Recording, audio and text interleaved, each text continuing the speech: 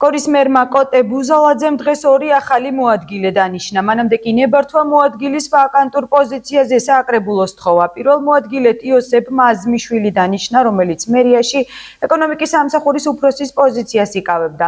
მოადგილედ დარჩა თამაშიოშვილი, მესამე მოადგილე კი თორნიკე ფხაკაძეა.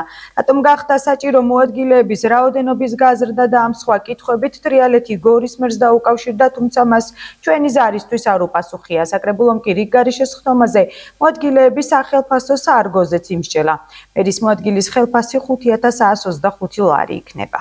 მერის მოადგილის თანამდებობა ერთი ვაკანტური იყო, ერთი თანამდებობა მერის მოადგილისა დაემატა. პრინციპში მერის გორის მუნიციპალიტეტის მერს და 3 მოადგილე ყავდა წლების განმავლობაში, შემდგომ უბრალოდ მაშინდელმა მერმა ერთ-ერთი მოადგილის პოზიცია ვაკანტური აღარ გახადა და გაუქმდა საშტატო ნუსხით.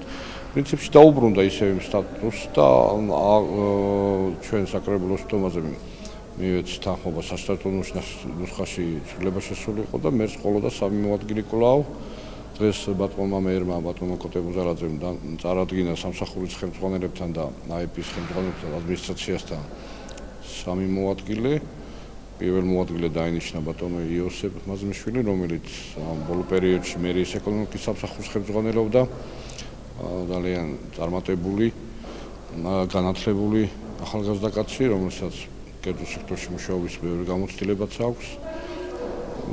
წარმატება მინდაუსურვო, ასევე მოადგილედ დარჩა ბატონი თამაშიოშვილი და კიდევ მესამე მოადგილედ დაინიშნა ბატონი თორნიკე ფხაკაძე, რომელსაც მუნიციპალიტეტებში და საჯარო დაწესებულებებში არ უმუშავია, მაგრამ დიდი გამოცდილება აქვს სხვადასხვა მიმართულებით, ახალგაზრდა კაცი, მოტივირებული, განათლებული, ჩვენი ქვეყნის მოყვარული, ჩვენი ქალაქის მოყვარული, დაიბადა აქ, გაიზარდა სანახევროდ ჩვენთან გორში.